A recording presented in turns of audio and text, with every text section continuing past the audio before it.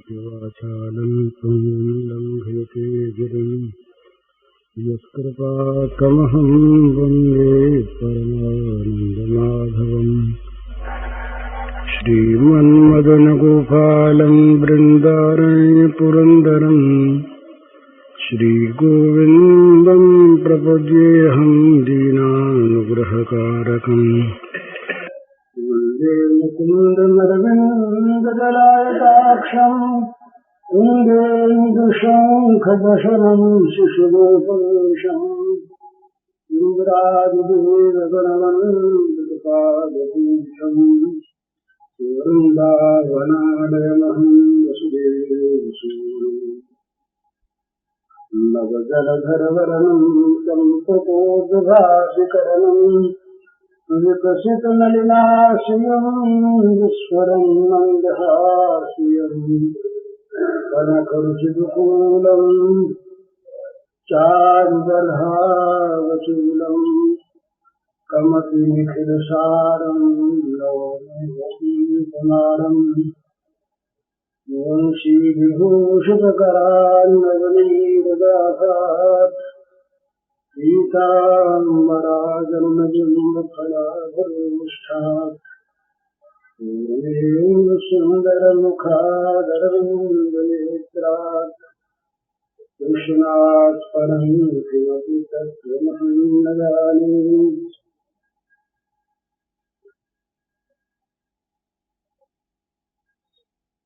परमात्मा स्वरूप आप सबके चरणों में नमस्कार। मनुष्य को निरंतर करना है आत्मनिरीक्षण, अपने आप को देखना। कौन क्या कर रहा है, कौन कहाँ जा रहा है,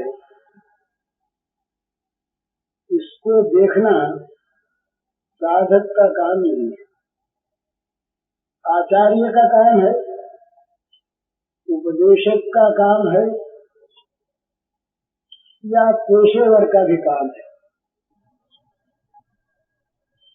या जो संत महात्मा स्वाभाविक जगत पर अमृत वर्षा करते रहते हैं, वे लोग जगत के दुखों से दुखी होकर कहाँ कहाँ दुख के क्या क्या कारण है, इन्हें जानकर उन्हें मिटाने का उपाय बताया। पर जो साधक है वो इनमें से कोई नहीं, उसको तो अपने आप को निरंतर देखना है। वो कहाँ जा रहा है, उसके मार्ग का लक्ष्य क्या है, कहीं वो गिर तो नहीं रहा, रुक तो नहीं रहा, लगा तो नहीं जा रहा, ये उसका देखने का काम। और जहाँ वो है वहीं है। एक मंदिर में एक महंत थे, मंदिर के पुजारी बड़े सच्चे थे, साधक थे, पर महंती बड़ी बुरी थी। महंती का जितनी मालिकी है वो सारी मालिकी गिराने वाली होती। मनुष्य मालिकी से बचे और मैनेजरी करे बचे।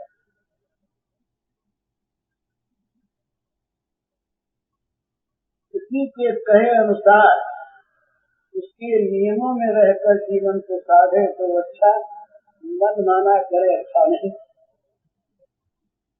तो थे तो अच्छे आदमी, पर मंदिर का सारा काम, मंदिर का लेन देन, मंदिर की संपत्ति कभी संभालनी चाहिए, और रुपया है तो रुपये की रक्षा भी करे, उनका ब्याज भी सुझाए, ऐसे का परिश्रम करना पड़ता है। तो पर वो थे बेचारे बड़े अच्छे सज्जन भक्त थे। एक दिन वो मंदिर में अंदर अंतःगृह में भगवान की पूजा करते हैं, आरती करते हैं। बाहर उनके शिष्य थे बड़े अच्छे साधक, उनको प्रपंच से मतलब था नहीं, वो अपने योग मार्ग पर चलते थे, उन्हें कुछ सिद्धियां प्राप्त। वो बाहर बैठे महंत जी के बदले में आने जाने वालों को चरणामृत वितरण करते।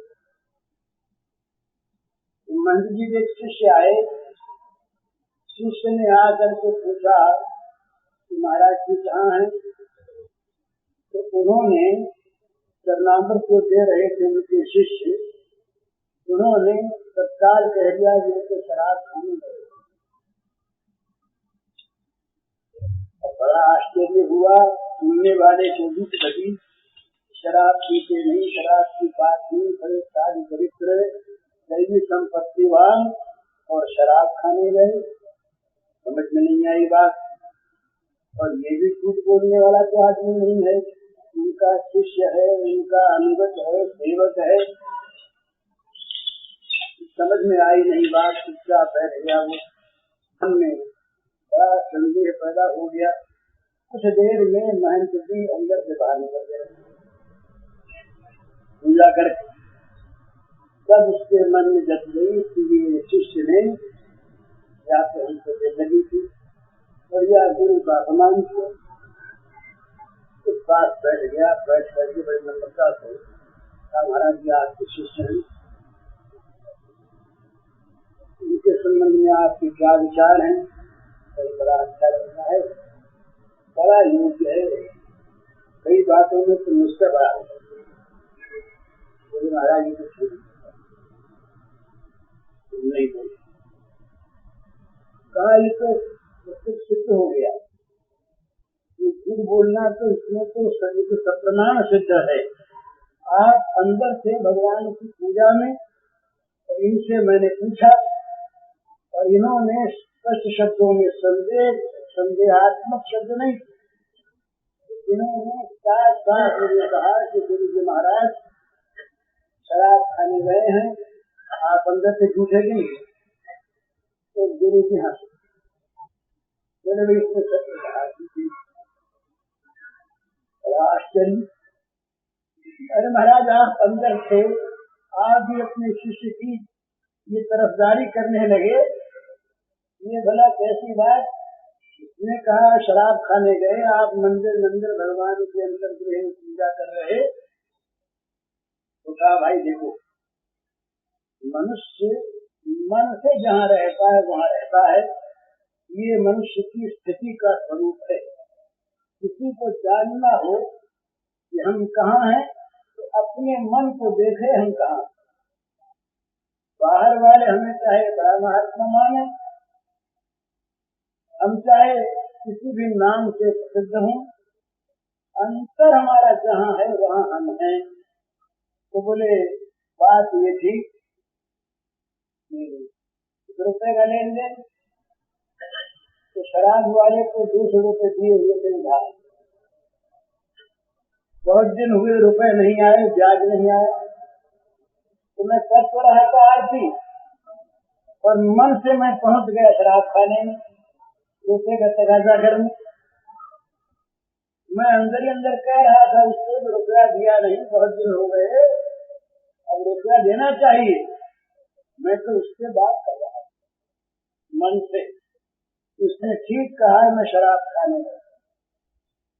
ये शुक्राचार्य की जीवनी में आता है, ये ग्रीस के बहुत बड़े महात्मा एक हुए, उनकी जीवनी में आता है कि एक बार कुछ हस्तरेखा विशारद लोग, हाथ देखने वाले ज्योतिषी निपुण वहाँ आए।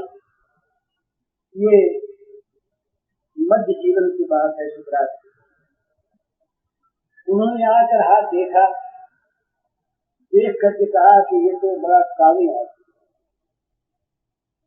सारे शिष्य मंडल के मन में बड़ा द्रोह हो गया उस आदमी के प्रति, कितना नालायक है, इस प्रकार के ऊंचे महात्मा के संबंध में ये क्या कह रहा है। इस पर खींचे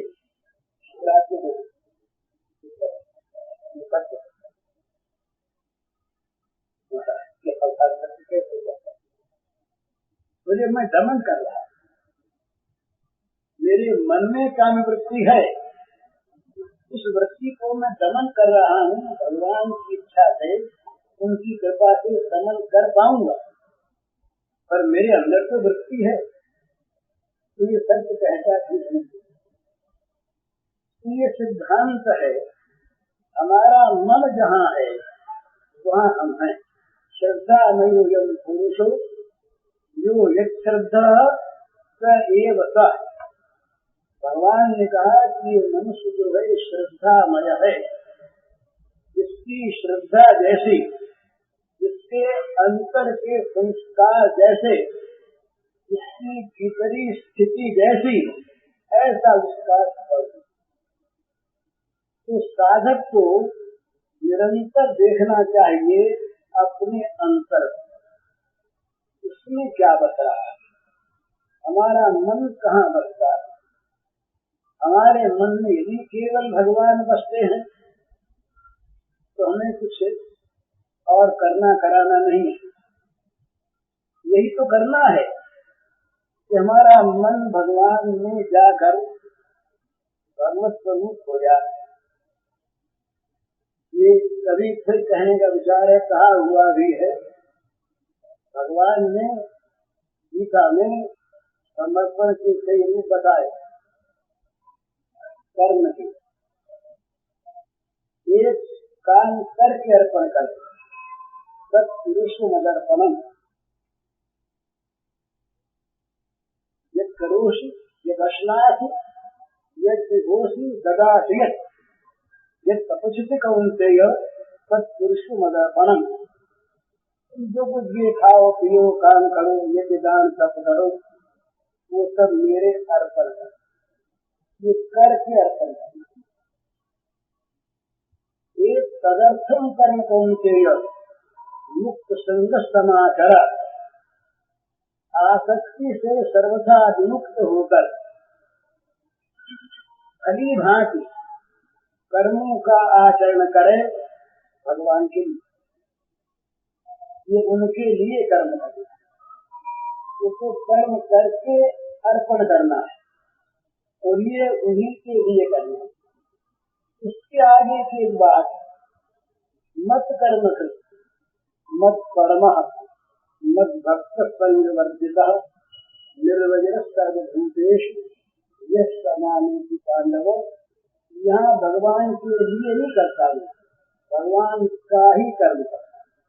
मत कर, मेरा ही कर्म करने वाला वो है। तो जब अंतःकरण का समर्पण हो जाता है भगवान के प्रति, और भगवान जब अंतःकरण में आकर के अपना स्वामित्व करने लगते हैं, वहाँ बैठ जाते हैं, उसको अपना घर मान लेते हैं, तब समझना चाहिए अब हम ठीक ठीक जहाँ पहुँचना चाहिए वहाँ पहुँचे। अभी जो श्लोक सुना आपने, बड़ा सुंदर, आपने 9 अध्याय का श्लोक बताया, उसमें रहस्य अति सुदूराचार भजते माम अनन्यथा साधुरेव स मंतव्य सम्यक व्यवस्थितो ही स। तो मानना होगा, हम चाहे दुराग्रह से न माने, और भगवान के शब्दों में ये मानना होगा, यहाँ भगवान किसी ऐसे आदमी की बात कह रहे हैं जो बड़ा दुराचारी है, नहीं है। अगर था और अब नहीं रहा तब तो क्षिप्रम भवति धर्मात्मा साधुर्य समर्पण कहने की आवश्यकता ही नहीं, वो तो हो ही गया, है ही है नहीं। अभी ऐसा भी, जो ऐसा भी है वो भी अब दुराचार, अब ऐसा भी यदि भजते माम अनन्य भाव, ये विरोधी है, रोगग्रस्त है, बीमार और असाध्य बीमारी। सब लोगों ने लगाते, कोई पास नहीं बैठने देगा इस आशा पर कि ये हमको अच्छा कर देंगे, उसे किसी अच्छे डॉक्टर का वही किताब पता नहीं, सुना उसने। अमुक इस प्रकार का एक महापुरुष है जो हम सरीखे रोगियों को भी अपनाता है और अच्छा करता है। सब तरफ से निराश हो गया, उस एक में आशा लगी, उस एक पर विश्वास हुआ और उससे जाकर उसने कहा कि आज के सिवा किसी दूसरे को मैं आश्रय दाता नहीं दूँ, एकमात्र आप ही मुझे आश्रय दे सकते हैं, मेरा प्राण कर सकते हैं। मुझे आप बताइए, ये भजते मान अनन्य भाव, अनन्य भाव का तो दूसरे को हिस्सा न देते हुए, उस भजन का हिस्सा दूसरे को वो न दे, किसी को भागीदार न बनावे। अनन्य भाव, एकमात्र भगवान को ही शरण माने, शरण देने वाला माने, यूं मानकर वहां पर पुकार उठे, तेरा तुम बताओ। तो अगर रोगी न हो तो वैद्य के पास क्यों जाए? तो रोगी है, पापी है, पर कहीं शर्म नहीं मिली उसे। वो अनन्य भाव होकर पुकार उठा। पुकारते ही भगवान ने क्या कहा? साधु समन कर दिया, उसको साधु मानना चाहिए। अभी अभी स्वयं कह रहे हैं सुदूराचार्य, अभी क्षण भर पहले ही, और अब कहते हैं साधु मान लेना चाहिए। एक तो मानने साधु, आपको महाभारत में बता रहे, इसलिए मान लो सम्यक सुदर्शनता, इसका जो व्यवसाय है, जो निश्चय है, वो सम्यक है। जहाँ पहुँचना चाहिए था उसको वहाँ पहुँच गया। जिस डॉक्टर के पास जाने से उसका इलाज निश्चित होगा, तो उसको शरण ही नहीं देता, शरण देकर सारे रोग का नाश भी कर दे सकता है। शरण देते साधु हो गया तो सामने रोग नाश भी होगा। ये जो उसका निश्चय है, सम्यक व्यवसाय, इसलिए उसे साधु मानो, और मानो ही नहीं, क्षिप्रम भौत धर्मात्मा शाश्वत शांति में गच्छति।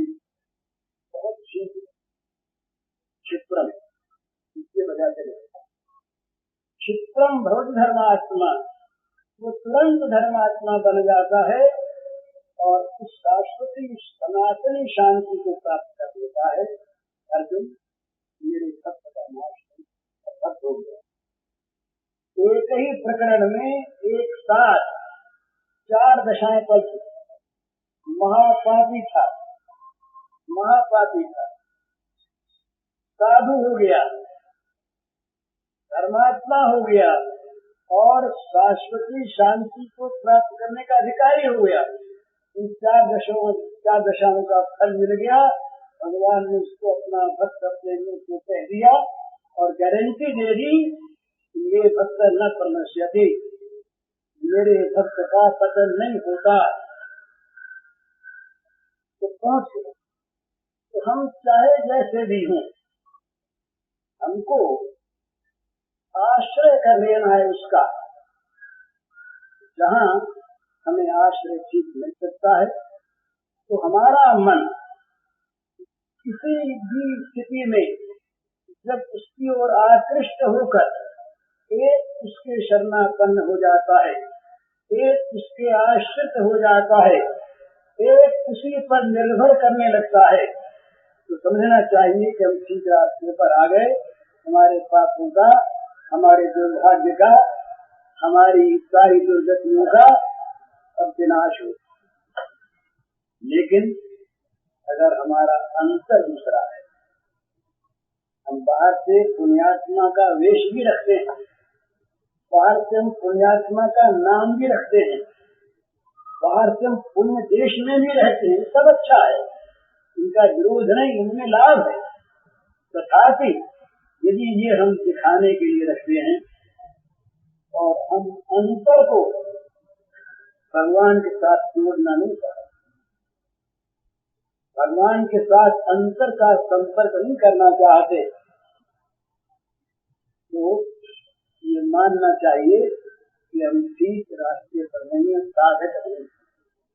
तो साधक का काम होता है उपदेश न करके, दूसरे क्या कर रहे इसकी ओर न देख करके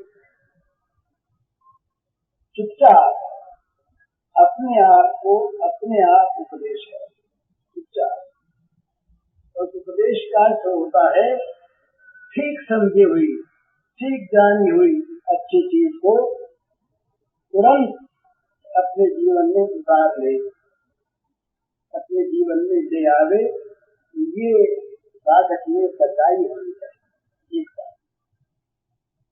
सच्चाई जहाँ होगी साधक में, यहाँ दूसरी एक बात और होगी कि बड़े महत्व की बात है, जिस काम को आदमी अपने मन से अत्यंत आवश्यक समझकर करना चाहता है, वो काम उसे कठिन होने पर भी सहज मालूम होता है और उसे वो आनंद पूर्वक करता है। तो हमें तो बद्रिकाश्रम जाना है। देखा होगा हम लोगों ने बूढ़ी माताओं को जिनमें चलने का बल नहीं, लाठी देके केवल श्रद्धा के बल पर और केवल बद्रीनाथ जाना है, किसी इच्छा को लेकर घर वालों के रोकने पर भी चल देती हैं और पहुंच जाती हैं। क्या कारण है? उन्हें आसान मालूम होता है क्योंकि उनकी चाह है। चाह की वस्तु को प्राप्त करने का साधन कठिन ही मालूम होता है। चाह की वस्तु को प्राप्त करने के साधन में जी नहीं उठता। चाह की वस्तु को प्राप्त करने के साधन में कितनी दूर है, कितना लंबा है, कितने दिन लगेंगे, ये भाव नहीं आता। तो चल देता, और चल देता इस प्रकार से जैसे यहाँ कोई वास्ता रहा ही। ये हमारे रसशास्त्र में प्रेमियों के ये प्रसंग दूसरा है, अध्यात्म नहीं कहना है। एक होता अभिसार, अभिसार होगा, राधा का अभिसार है, गोपांगनाओं का अभिसार है। भगवान की मुरली ध्वनि सुनाई, मधुर मुरली बजी। अब मुरली बजते ही क्या हुआ, ये आह्वान हो गया। जो गोपी जिस अवस्था में जहाँ थी, उसी अवस्था में अपने उस वर्तमान को भूलकर सहज परित्याग कर, नहीं तो बोले हम संन्यास लेंगे, हम तीर्थ जाएंगे, हम अमुक दान करेंगे, तीर्थ यात्रा ट्रेन में जाएंगे, अमुक मकान बनाएंगे। तो योजना बनती है पहले अमुक अमुक त्याग करें, और उसके लिए बड़ी कठिनता होती है। ये कैसे छोड़े, ये कैसे छोड़े, ये कैसे छोड़ें। त्याग सहज नहीं होता, इसके लिए बड़ी बड़ी बाधाएं आती। सहज त्याग होता है तब जब चाह अनन्य हो जाती है, उन चीजों की तरफ ध्यान रहता ही नहीं। बड़ा सुंदर वर्णन आया श्रीमद् भागवत में, रास पंचाध्यायी का पहला अध्याय कितना मधुर है और कितना सुंदर ऊंचा आध्यात्मिक वो वर्णन है। वहाँ पर स्त्रियों के लिए, माताओं के लिए सबसे अधिक प्रिय वस्तु क्या है, उनके बच्चे, माँ बच्चे। सबसे अधिक धर्म की बात क्या है स्त्रियों के लिए, पति। सबसे अधिक लोभनीय वस्तु क्या है, घर का धन है। स्त्रियों के लिए, पुरुषों के लिए, सभी के लिए। कई बाहर जाते हैं, जरा अच्छी तरह से कपड़े पहन के जाएं, श्रृंगार न सही, सभ्यता ही सही। भाई और हाथ इसको तो खा लें, भूखे मरेंगे, पानी तो पी जाए, प्यास लगेगी। तो वहां जो वर्णन आता है महाराज, ऐसा विचित्र वर्णन है। दूध पिलाती हुई माताओं ने बच्चों को छोड़ दिया। ये क्या विचार है? दूध पिलाती हुई माताओं ने बच्चों को छोड़ दिया। पतियों की सेवा करती हुई माताओं ने, उन पतिव्रता देवियों ने परित्याग कर गाय, गोधन और दूध, दही और घी, ये उनकी संपत्ति, उनको छोड़ दिया। गहने कपड़े उनके पहन लिए। ये केवल रस का वर्णन नहीं है, आध्यात्मिक उनकी स्थिति का वर्णन है। किस प्रकार से सहज त्याग होता है, सहज त्याग, जिस त्याग में कठिनता होती है, जो त्याग किसी व्यक्ति को लेकर करना पड़ता है, जिस त्याग में किसी लाभ की आशा होती है, जो त्याग किसी बड़े भोग की प्राप्ति के लिए होता है, वो त्याग त्याग नहीं होता, वो तो मूल्य देना होता है, वो तो सौदा होता है, लेन देन होता है, या कोई मूल्य नहीं। अब तक जस्ट जीवन पागल हो गई हो और किसी को संग लिया, मुझे भी राह खर्च चाहिए और रास्ते में कोई साथी भी चाहिए। भागवत में आया, उस समय किसी गोपी ने किसी से कहा नहीं कि कोई बात कर। चली जहाँ श्याम सुंदर मुरली बजा रहे थे वहां की ओर तो ये साधक को देखने की चीज है। जो साधन कठिन होता है, जिस साधन में परिश्रम होता है, जो साधन आयात साध्य होता है, वहाँ ये मानना पड़ेगा कि साध्य में ठीक साध्य बुद्धि नहीं। जिसको हम पाना चाहते हैं वो हमारी बहुत जरूरी चीज नहीं है। अगर बहुत जरूरी होती, अनिवार्य आवश्यकता की होती, उसमें अगर हमारी अत्यंत प्रीति होती तो किसी चीज का परित्याग, किसी साधन का ग्रहण हमारे लिए सहज होता, सुगम होता, आसान होता।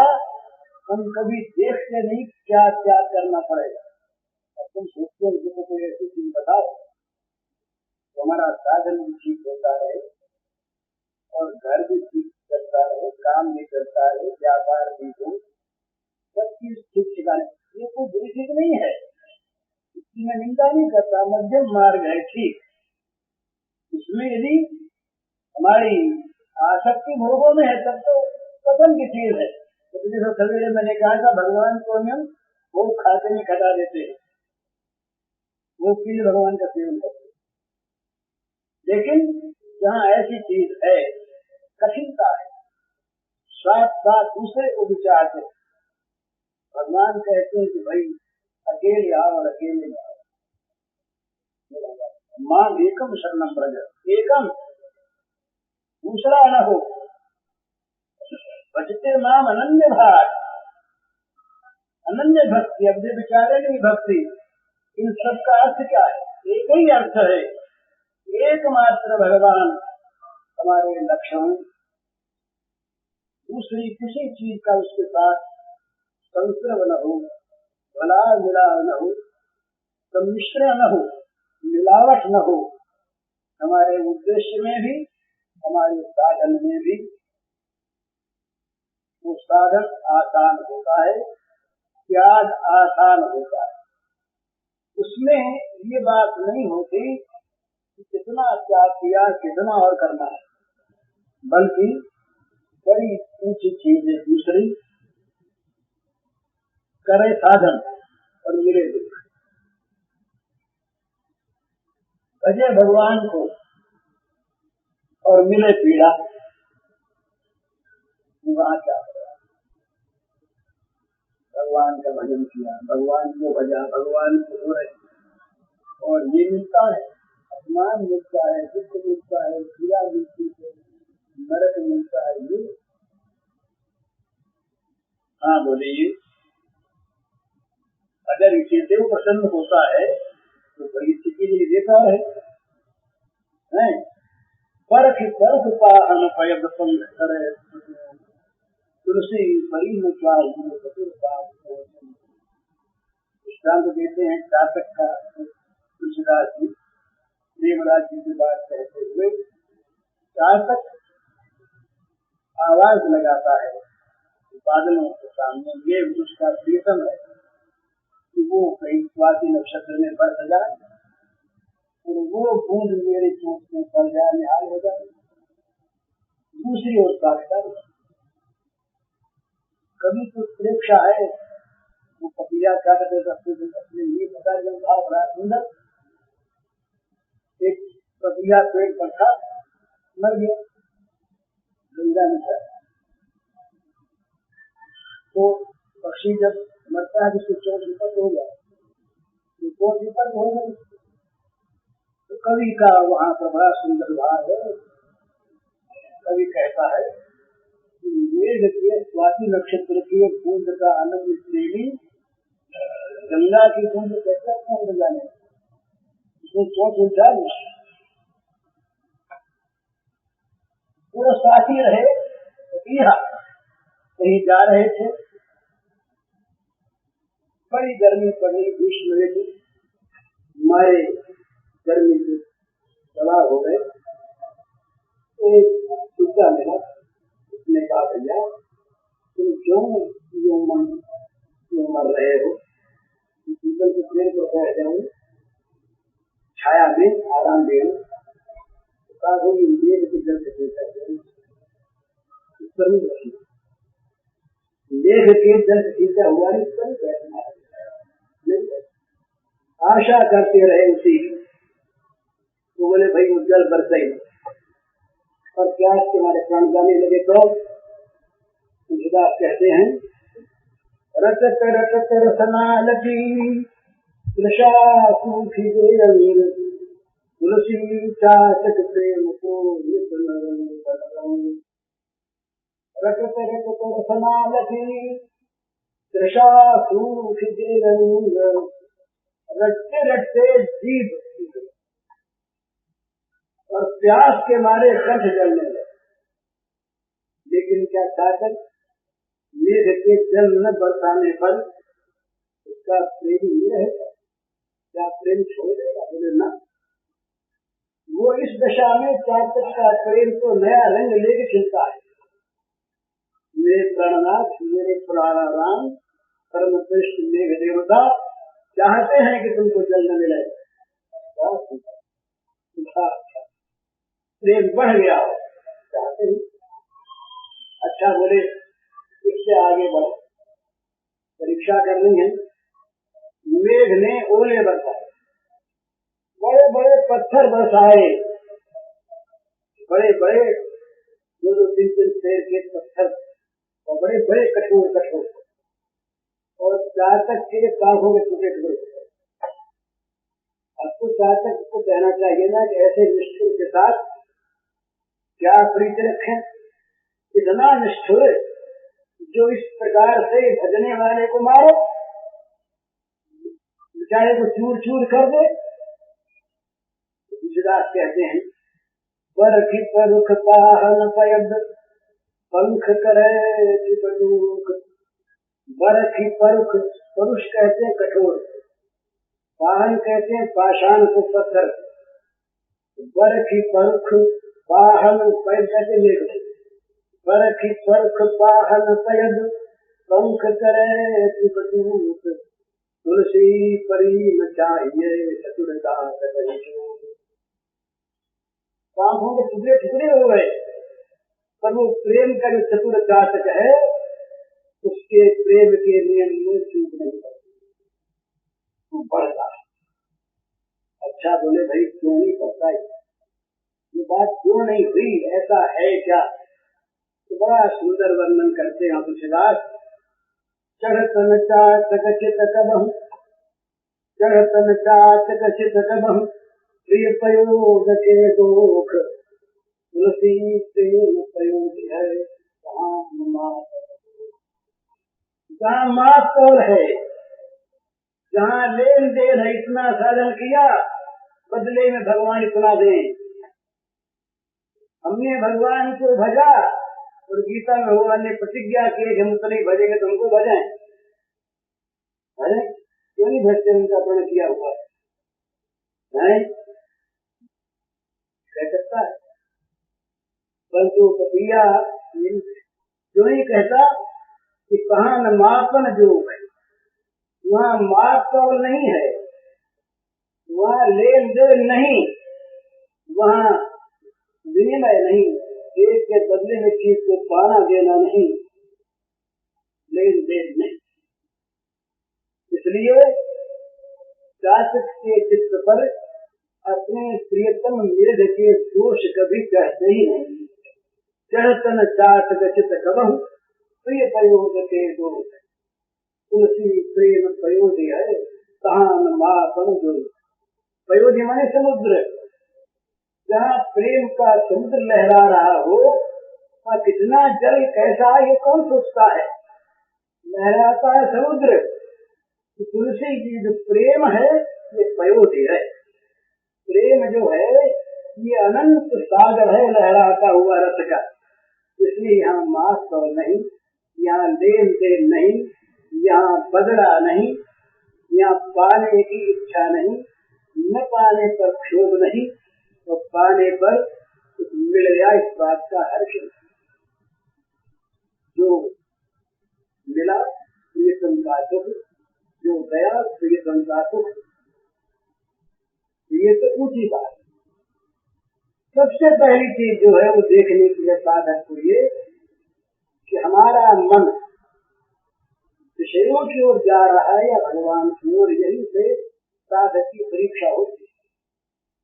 इसका मन विषयों में से हट कर बार बार भगवान की ओर जा, समझना चाहिए कि उन्नति को जा लगता है विषयों में, जाता है उधर, अभ्यास है, न मालूम कितने जन्मों का अभ्यास है। ये इसके लिए तो बुरी नीयत नहीं है, पर वो जाना चाहता है और बार बार जाता है, बार बार भगवान को लगता है, तो वो ठीक रास्ते पर है, वो जा रहा है, वो मार्ग की ओर मुड़ गया। असल में सबसे पहले तो साधक को ये काम करना है, जीवन की गति को मोड़ना, जीवन की चाल। हमारा जीवन जो विषयाभिमुख है उसे मोड़ कर करना है भगवान के सामने। विषयों के सामने जो हम चल रहे हैं रात दिन, टाइम त्याग करके बैठे, त्याग में भोग होता है। त्याग में अगर त्याग की इच्छा हो गई तो हो गए। तो यदि भोग वाले जीवन की सम्मुखता है तो हम ठीक रास्ते पर नहीं, और हमारे जीवन की मोड़ भगवान की ओर हो गई, इधर मुड़ गया जीवन, सम्मुख हो गया भगवान के, तो चाहे देर लगेगी नहीं। धर्मात्मी सदही क्षेत्र हो धर्मात्मा, पर चाहे देर लगे, पर वो मार्ग पर है, वो विपरीत मार्ग पर नहीं है, वो ठीक रास्ते चल रहा है। उसकी परीक्षा है। परीक्षा क्या है? सीधी परीक्षा है। भोगों का आकर्षण घटे, घटना शुरू हो जाए, भोगों में विरक्ति बढ़नी शुरू हो जाए, और भगवान में भगवत विषय में अनुरक्ति बढ़नी शुरू हो जाए। ये बिल्कुल सीधी कसौटी है। अपने आप अपने मन में देख लो कि हम चाहे सत्संग भवन में रहते हैं, गीता भवन में ही रहते हैं, हम चाहे किसी मंदिर में रहते हैं, पर यदि हमारी चित्त की वृत्ति विषयों की ओर अधिक बढ़ रही है तो समझना चाहिए कि हम विषय जगत में ही रह रहे हैं। क्या उसका नाम मंदिर, क्या मुक्ति योग्य नहीं, क्या उसका नाम सत्संग भवन है, गीता भवन है, कुछ भी। असल में तो भवन वो है जो हमारा अंदर का भवन है। तेरे भावे जो करो खुलो गुरु संसार, नारायण तू बैठ कर अपनो भवन बुहार। इस भवन में झाड़ू लगाओ, इसको साफ करो, इसकी मलिनता को दूर करो, इसके कूड़े करकट के बाहर फेंको। इस अंदर के कूड़े को लेके कहीं झाड़ ले जाओगे तो पूरा बिखेरोगे। क्या करोगे? जो होगा मैं जोगे। राग द्वेष युक्त पुरुष यदि कहीं उपदेश के क्षेत्र में जा पहुंचे तो राग द्वेष ही देगा, चाहे किसी नाम से दे, शिव लड़ाई करा देगा। किसी प्रकार से भी ज्ञान और रत्न वगैरह दे, वहां तो चीज ऐसे वो मन में जो कुछ है वो आवेगा ना, वहां पर दूसरी वस्तु आवेगी नहीं। तो अपने मन में ये कभी कसौटी पर कसता रहे कि गोया भगवान की ओर अनुराग बढ़ रहा है या नहीं, थोड़ा कल से कुछ आगे बढ़ेगा तो ठीक, और यदि भोग की ओर बढ़ रहा है तो हम ठीक रास्ते अपने को साधक को सबसे पहले भगवान की ओर अपने जीवन को मोड़ना है, सम्मुख करना है, रास्ते पर आना है, उसके बाद चलना है। अरे मुंह नहीं मोड़ेंगे और चलना शुरू करेंगे उधर जाएंगे ना, इधर मुंह नहीं किया, झूले की ओर मुंह नहीं किया और मैं कर दिया ऋषिकेश की ओर, बोले हमने तो चलना शुरू कर दिया, चलना शुरू कर दिया ठीक, तो चल रहे हो किधर, उल्टे जा रहे हैं। जहाँ तुम जाने के बाद कहते हो तुम्हारा मुंह ही नहीं है, जाओ कैसे, तो सम्मुख कर लेना अपने जीवन को भगवान के, ये साधक का पहला काम। बहुत विद्वान दिया करते हैं, पुराना है नया नहीं। एक बार मणिकर्णिका घाट पर काशी के कुछ लोगों ने एक नाव भाड़े पर की, गर्मी के मौसम रही, रात का समय, और काशी में जरा छाना करते हैं, छाना करते हैं, काशी के लोग जो है ना अपना अपना छाना करते हैं, तो छान रखी थी, भांग पी रखी थी, मल्लाहों ने भी और यात्रियों ने भी, तो अपना ढोलक वोलक लेके बैठ गए, रात को बातें बजाते हुए, और चांदनी रात में प्रयाग जाएंगे, चलो ना चला चली रात भर बीत गई। अब सवेरा हुआ, नशा उतरा, सब मणिकर्णिका ही है, कहीं आगे तो बढ़े नहीं, ये क्या हो गया। तो मल्लाहों से बोले, अरे मल्लाहों तुम सो गए थे क्या, नाव तो नहीं खड़ी है। मल्लाहों को नशा उतर चुका था, बोले हाँ नाव तो नहीं खड़ी है, ये क्या तुम सो गए क्या नहीं, तो बोले खेते खेते तो हाथ धोने लगे, रात भर में जान चला रहा है।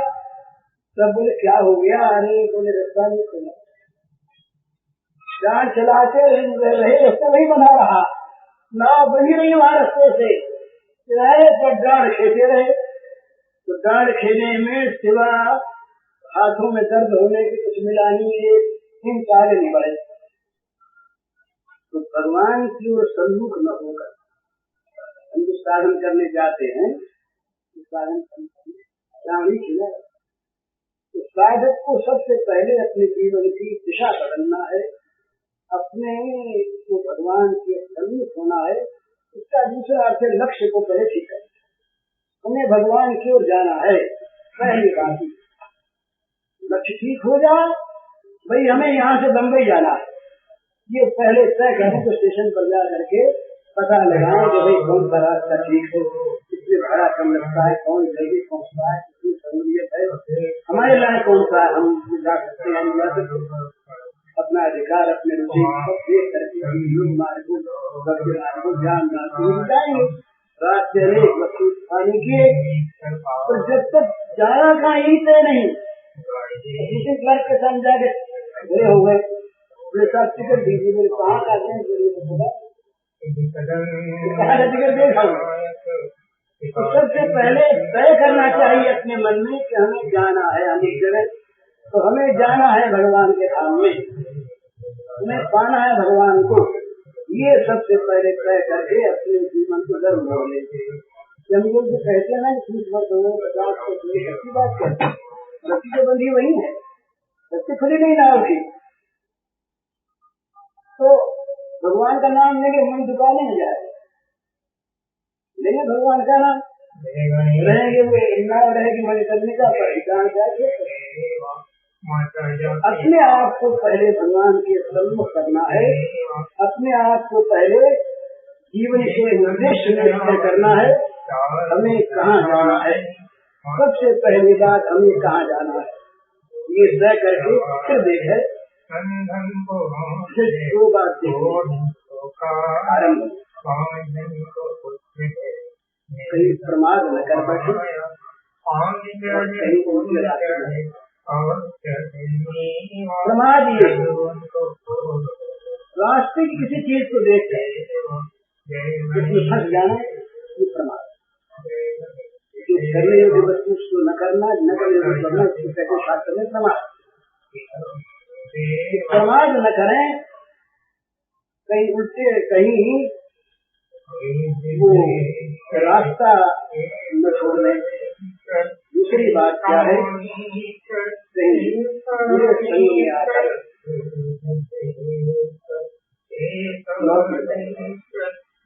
रास्ता भूलना, लौट चलना, तो भी भगवान के आगे करने वाला भगवान का जो आश्रय होता है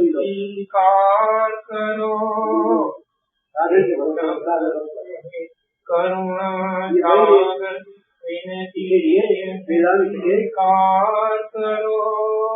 आचार्यों ने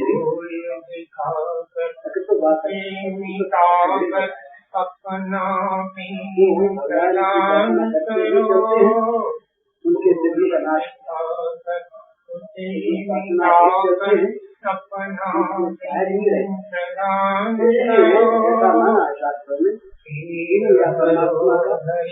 आश्रय लेकर उनकी उपासना करते हुए चले, मार्ग निकले।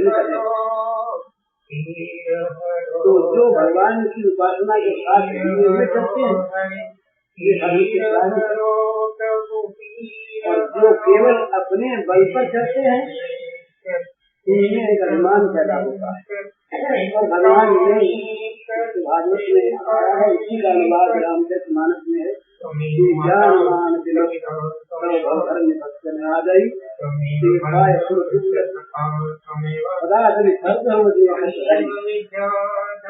ज्ञान हमारी ज्ञान हुआ नहीं, ज्ञान का अभिमान हो। कर्म अच्छे बने, कर्मों के कारण से देव दुर्लभ पद मिल गया, अधिकार मिल गया, वहाँ से दुर्लभ पदार्थ पर विश्वास करी सभा परिहर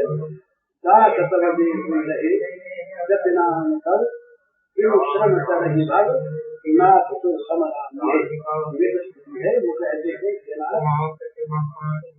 जो लोग विश्वास करके दूसरी सारी आशाओं का परित्याग करके तुम्हारे दास हो जाते हैं, वे केवल तुम्हारा नाम लेकर अनायास और तो साधन से भी गिरना हो जाता है यदि भगवान का आश्रय न हो। तो साधक को पहले स्थिर करे, फिर ये ऊंचे मार्ग और दूसरे मार्ग पर न चल जाए, इसका ख्याल रखें। ये बड़ी आवश्यक चीज है साधक के लिए। साधकों के लिए बहुत सी बातें हैं, धीरे धीरे शायद कहीं जान न कहीं जान, कौन जानता कल क्या होगा। तो बात ऐसी है कि साधक को एक छोटे से दायरे में रहना है, अपने आप को उसे देखना है, इतनी कहीं अपने आप को देखना है, और अपने आप को देखने में अपने बाहर नहीं देखना है, अपने भीतर को देखना है। ये जितने भी दोष हैं, ये दोष यदि हमारे अंदर बढ़ रहे हैं, घट नहीं रहे हैं, तो समझना चाहिए कि हम ठीक मार्ग पर नहीं। ये दोष घट रहे हैं तो दैविक संपत्ति के गुण बढ़ रहे हैं, भोगों से विरक्ति बढ़ रही है और भगवान में अनुरक्ति बढ़ रही है। भोगों की स्मृति कम हो रही है, भगवान की स्मृति बढ़ रही है। भोगों की स्मृति में आनंद कम आ रहा है, भगवान की स्मृति में आनंद बढ़ रहा है। भोग अशांति देने वाले प्रतीत होने लगे हैं, होने लगे नहीं होते, शांतिकर होने पर भी सुखकर मालूम होते, शांतिकर मालूम होते, और भगवान की ओर जाने में शांति की अनुभूति होने लगी है। तो समझना चाहिए कि हम ठीक है। तो साधक निरंतर अपने को देखता रहे, अपने अंतर को देखता रहे, और जहाँ भूल हुई वहाँ भूल को सहन न करे।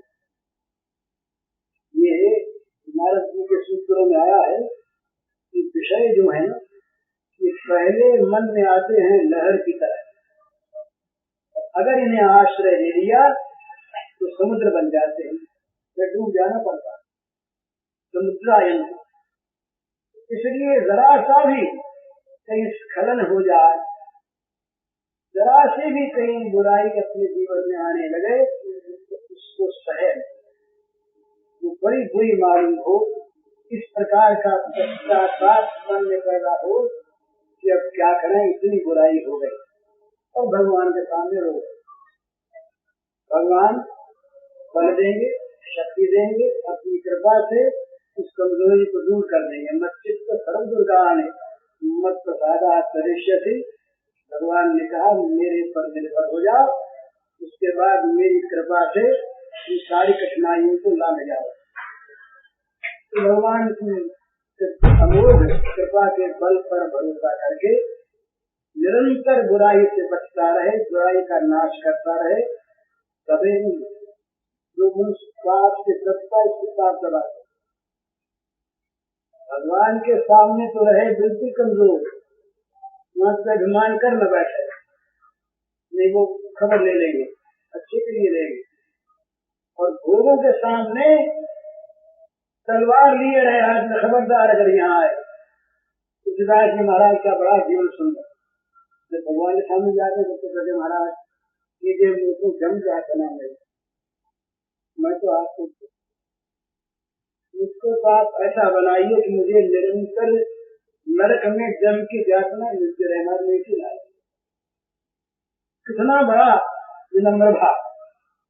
जब संसार सामने आता है तो कहते हैं हाँ तुम आए, मैं तो अब जानो संसार बाज न सके मोह हरे केवल प्रकट कपट आया, चला जाए यहाँ से, कपट का घर कहीं आया है मुझे बांधने, नहीं बांध सकेगा, खबरदार वहां जा, इसके हृदय में राम न बसते हो, यहाँ आए तो सब परिवार मारा जाए, खबरदार नहीं मारा। वो समीप आने को ललकार दे, भगवान के बल है, भगवान के बल, भगवान के सामने विनम्र रहे, साधन का काम है। तो भगवान तो भोगों को पास आने में उनको फटकार दे। आश्रय भोग जो है ना, ये बड़े मीठे जहर है, बड़ा मीठा लगता है, मीठा विषय संयोगा ये तो जगह अमितोपमम। भगवान ने कहा कि ये जितने भी विषय रस हैं भोगों के, ये आरंभ में बड़े मीठे मालूम है, अमितोपमम, परंतु परिणाम विषय, इनका जो परिणाम सामने आता है सब बड़ा जहरीला, जहर के समान मार देने वाला मीठा जहर है। वो मीठे जहर, मीठे जहर से बुद्धिमान को और बचना चाहिए। लगे मीठा और मार दे, लगे मीठा और मार दे, तो भोगों से सावधान रहना चाहिए साधक को। कहीं भोग जगत का आश्रय साधक ले न ले। ये दो बात जीवन में देखते रहने के लिए, जीवन भोग परायण है या भगवत परायण, उनके क्या भेद है ये फिर कभी बात। भोग परायण जीवन और भगवत परायण जीवन, यही साधक और विषय का भेद है। विषय का जीवन भोग परायण है और वो भक्त का जीवन भगवत परायण, साधक का जीवन भगवत परायण। साधक जो है उसके प्रत्येक कर्म की प्रेरणा होती है साध्य की ओर से, तो प्रत्येक कर्म का फल वो चाहता है साध्य की प्राप्ति, और विषय का प्रत्येक कर्म का प्रेरक होता है भोग, और प्रत्येक कर्म का फल चाहता है भोग की प्राप्ति। ये साधक का और विषय का अंतर है। विषयी विषयों में आसक्त होकर राग द्वेष के वश में होकर यहाँ दुख भोगता और नरकों में जाता, नरकी रीतन बास भोगी। और भगवत परायण साधक जीवन को शांति पूर्वक बिताता हुआ भगवान के पद को प्राप्त करता है। ये उनके परिणाम का अंतर है। तो हम लोग साधक बने। साधक बनने का अर्थ नहीं कि अपने साधनपन का अभिमान कर ले, हम साधक और सारे बाधक है। ये भी बड़ी भारी तो तो रुकावट होती है। साधन का जहाँ अभिमान आया वहाँ दूसरों से चिपकती, दूसरों ये बुद्धि रखे सब भगवान, भंगी भी भगवान, भंगिन में मैया भी भगवान। जब वो भंगिन सामने आवे क्या बोलिए तो मनी मन प्रणाम कर ले कि भगवान आप इस रूप में सामने खड़े हैं, मैं प्रणाम करता हूँ। आप इस देश में है, मैं इस देश में हूँ, आप दूसरी लीला करेंगे इस समय। उस लीला के होते समय भी मैं इसको भूलूं नहीं कि आप मेरे सरकार हैं, मेरे प्रभु हैं, मेरे नाथ हैं। तो दूसरे को किसी को नीचा न समझे। ये जितना भी ऊंचा समझना अभिमान है, विद्या का, धन का, वर्ग का, जाति का और ये साधन का भी, भक्ति का, ज्ञान का, ये सारे अभिमान बाधक हैं, साधना के विघ्न हैं। इन अभिमानों से दूर रहे। जिसका जो स्वांग का वर्तमान वर्णाश्रम का पालन है, अपने स्वांग से हटे नहीं, दूसरे को नीचा माने।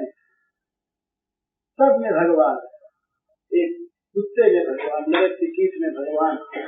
तो किसी से भी घृणा न करे, किसी को भी नीचा न माने, लेकिन दूसरे के पाप की ओर न देखे, अपने दोष को देखे, अपनी भूलों को देखे और अपने आप को ठीक करने में निरंतर लगा रहे रात दिन।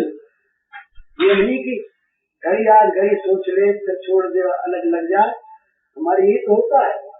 तो संधि अगर करते हैं, पाठ करने बैठते तो ये जो 5 मिनट को जितना नियम उतना कर लिया, दिन भर वही विषय सेवन होगा। क्या विषय सेवन जितना होगा तो ये संस्कार वैसे हमारे बनते रहेंगे, भगवान के संस्कार आएंगे नहीं। भगवान को तो रात दिन पकड़े रखना है। जो हमेशा भगवान की पूजा करे,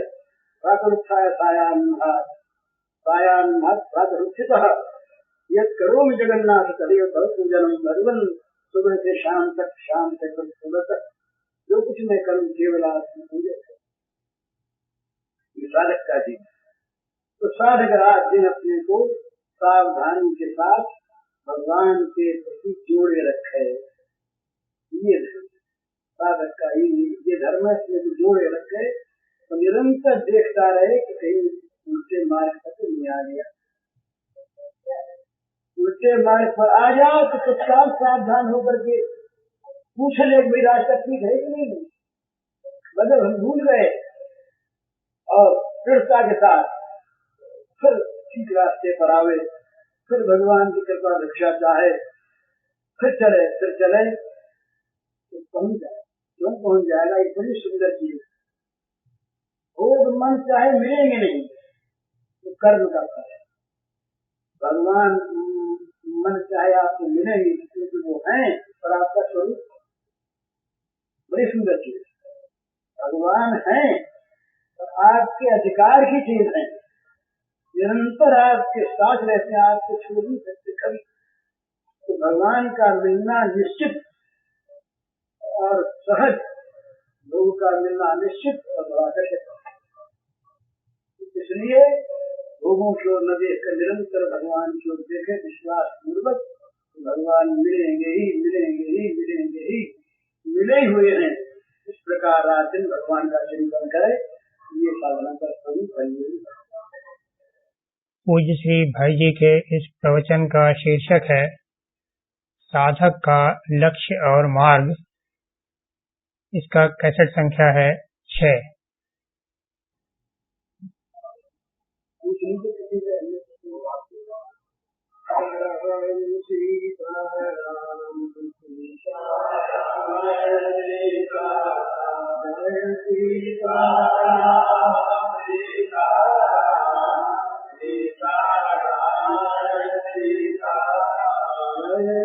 सीताराम सीताराम सीताराम जय सीताराम सीताराम सीताराम सीताराम जय सीताराम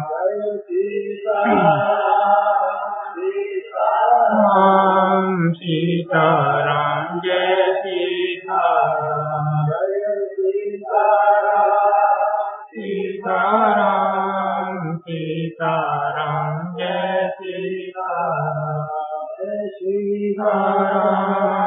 सीताराम सीताराम जय